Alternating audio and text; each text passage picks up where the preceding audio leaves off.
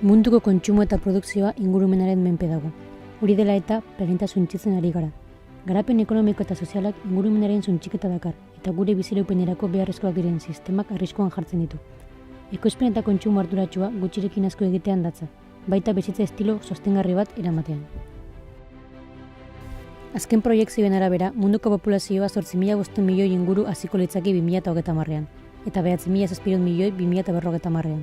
Ia 3 planetaren baliokidea beharko litzake egungo bizimoduari eusteko behar diren baliabide naturalak emateko baldintza horiek.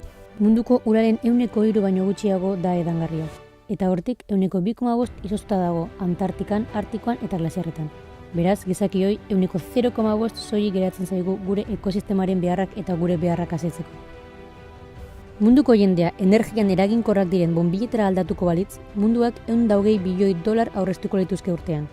Energia globalaren 29% kontsumitzen dute etxeetan, eta beraz, sortzen den karbono dioxido emisioen 21% eragiten dute. Estatistika hauek aldatzea ere gure esku egon daiteke. Eta zer egin dezakegu guk egoera honi buelta emateko? Guk zerbait egin dezakegu? Erantzuna baietz da, hasieran esan bezala ekoizpen eta kontsumo arduratsua gutxirekin asko egitean datza. Eta bideoan zehar esan dugun bezala, hainbat portzentaia gure esku dago aldatzea. Horregatik, hainbat ekintza txiki burututa, adibidez, argia itzaliz, gela bat utzi behar dugunean, edo iturria itzaliz gehiago erabili behar ez dugunean, kontsumoa murriztuko dugu eta honela gure planeta jasangarriagoa izango da.